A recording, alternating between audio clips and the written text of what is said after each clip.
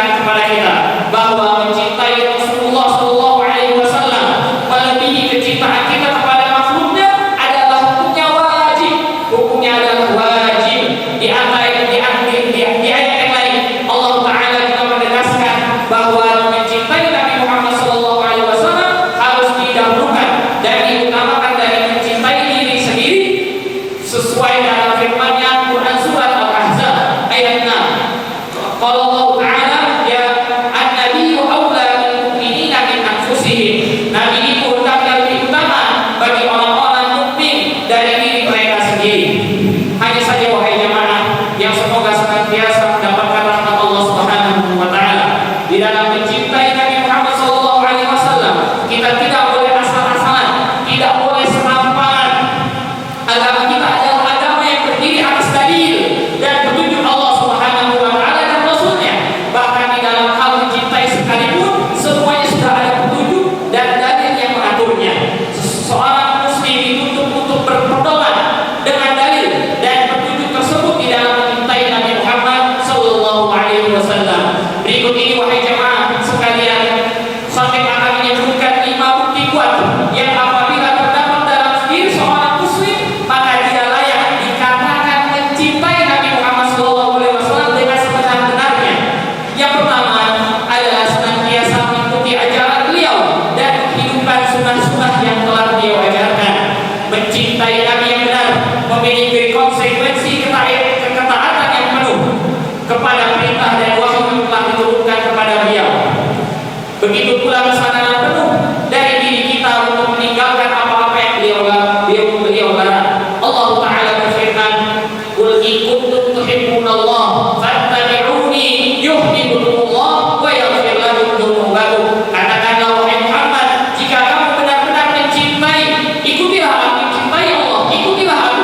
Niscaya Allah mengasihi dan mengampuni dosa-dosamu. Tidaklah mungkin seorang mukmin mengaku mencintai Nabi Muhammad SAW, namun masih banyak sekali agama yang tidak ia kerjakan, masih banyak sekali larangan syariat yang ia pernah lakukan dan ia langgar, dan dirinya sama sekali tidak berhias dengan adab-adab yang telah diajarkan Rasulullah SAW. Poin yang kedua adalah memperbanyak penyebutan beliau, yaitu dengan memperbanyak salawat dan salam kepada Nabi Muhammad SAW. Allah Subhanahu wa taala berfirman dalam Qur'annya surah Al-Ahzab ayat 56, "Innallaha wa malaikatahu yusholluna 'alan nabi ya ayyuhalladzina amanu shallu 'alaihi wa sallimu taslima." Sesungguhnya Allah dan malaikat-malaikatnya bersalawat untuk Nabi. Hai orang-orang yang beriman, bersalawatlah kamu untuk Nabi dan ucapkanlah salam penghormatan kepadanya. Mereka yang tidak bersalawat kepada Nabi tak kala nama beliau disebut oleh Nabi Muhammad SAW dicap sebagai orang yang pelit, sebagaimana dalam hadis beliau Nabi Muhammad SAW bersabda, "Al-bakhilu man dzakirtu indahu thumma lam yusalli alayya." Orang yang bakhil dan pelit itu adalah orang yang jika namaku disebut di dekatnya namun tidak bersalawat kepadaku. Hadis riwayat Tirmidzi, Ahmad dan An-Nasai. Di antara bentuk-bentuk banyak menyebut beliau selain melalui salawatnya bisa dengan menyebutkan keutamaan-keutamaan yang beliau miliki, kemudian menceritakan sifat dan akhlak beliau, dan juga sehingga tujuannya agar kaum muslimin menjadi semangat dalam berusaha dan meniru beliau serta menjalankan sunnah-sunnah yang telah beliau ajarkan. Ma'asyiral muslimin, jemaah Jumat yang dimuliakan Allah Subhanahu wa taala. Yang poin ketiga yaitu mencintai orang-orang yang dicintai oleh Rasulullah SAW. Di antara akidah Ahlus Sunnah wal Jamaah mencintai Ahlul Bait Nabi Muhammad SAW beserta dengan para sahabatnya, menyayangi mereka, menjaga wasiat mereka tentang mereka, sebagaimana beliau bersabda dalam hadisnya, "Udzakirukumullahu fi ahli baiti, udzakirukumullahu fi ahli baiti, udzakirukumullahu fi ahli baiti." Artinya, aku ingatkan kepada kalian semua untuk berpedoman kepada hukum Allah dalam memperlakukan keluargaku. Dan beliau mengucapkan itu 3 kali sebagai penegasan bahwasannya ia adalah salah satu cara untuk mencintai Nabi Muhammad SAW. Hadis riwayat Muslim. Hal ini juga telah diperhatikan oleh para sahabat dahulu kala, yaitu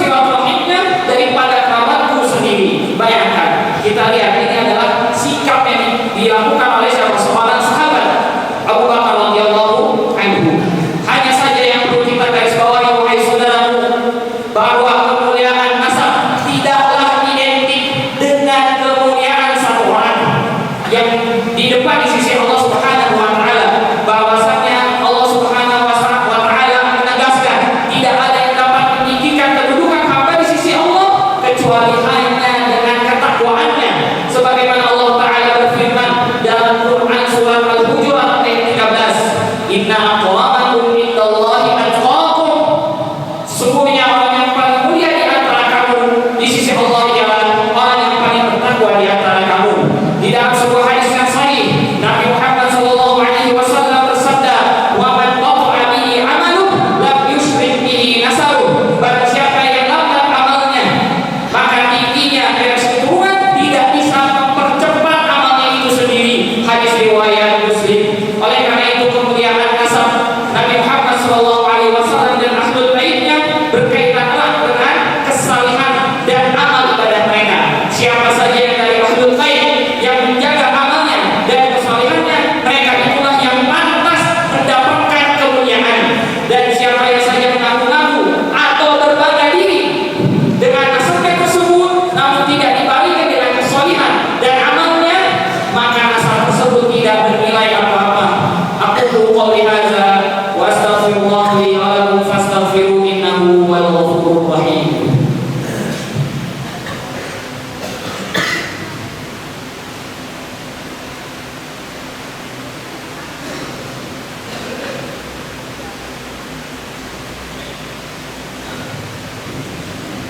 Alhamdulillahi wa kafa wa usalli wa usallim ala Muhammadin Mustafa wa ala alihi wa ashabihi ahli al-wafa.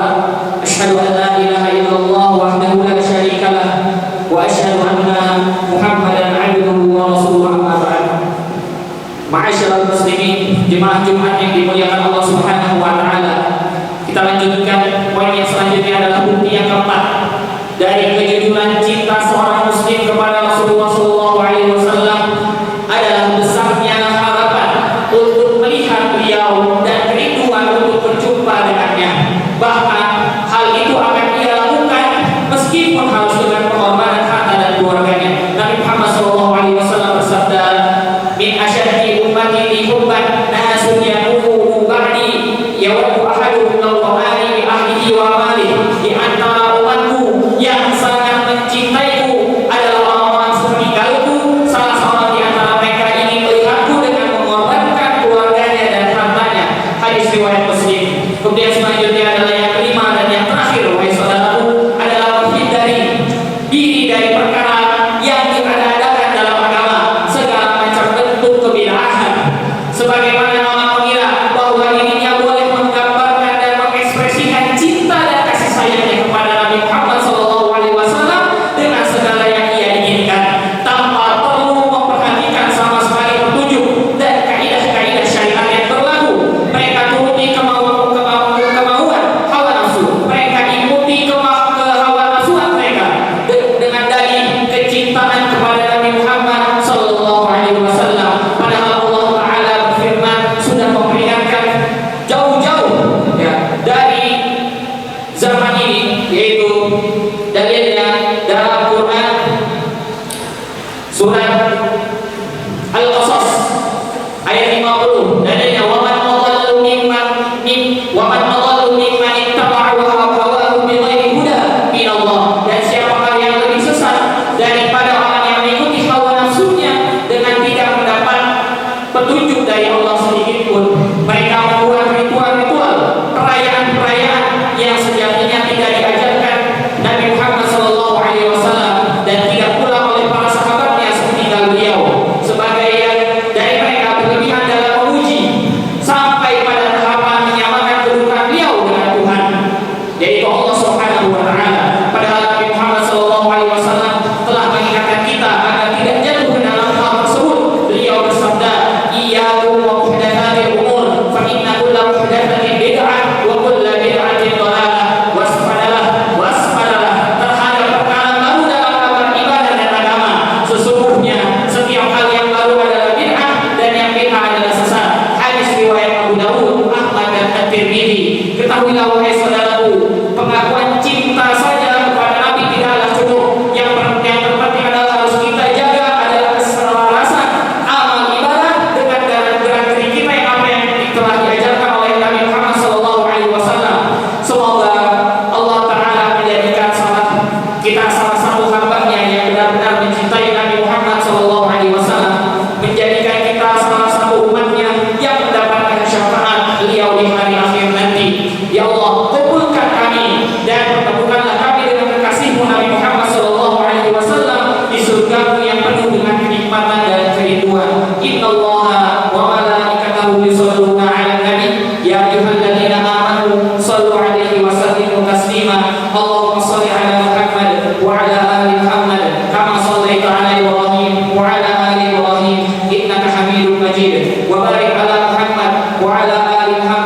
كما باركت على إبراهيم وعلى آل إبراهيم إنك حميد مجيد. اللهم اغفر للمسلمين والمسلمات والمؤمنين والمؤمنات الأحياء منهم والأموات إنك سميع قريب مجيب دعوات يا قاضي الحاجات. ربنا لا تؤاخذنا إن نسينا أو أخطأنا. ربنا ولا تحمل علينا إصرا كما حملته على الذين من قبلنا. ربنا ولا تحملنا ما لا طاقة لنا به واعف عنا واغفر لنا وارحمنا أنت مولانا فانصرنا على القوم الكافرين. أنت مولانا فانصرنا على القوم الكافرين. اللهم انصر إخواننا المسلمين المستضعفين في فلسطين وكل مكان. اللهم ارحمهم واخرجهم من دينهم والحصار. اللهم تقبل منهم الشهداء واشف منهم المرضى والجرحى. اللهم كن لهم ولا تقل عليهم فإنه لا حول لهم ولا قوة إلا به. اللهم إنا نسألك الهدى والتقى والعفاف والغنى. اللهم إنا نسألك الهدى والتقى والعفاف والغنى. اللهم إنا نسألك الهدى والتقى والعفاف والغنى. ربنا آتنا في الدنيا حسنة وفي الآخرة حسنة وقنا عذاب النار والحمد لله رب العالمين. عباد الله إن الله يأمر بالعدل والإحسان وإيتاء ذي القربى وينهى عن الفحشاء والمنكر والبغي يعظكم لعلكم تذكرون. فاذكروا الله العظيم يذكركم ولذكر الله أكبر.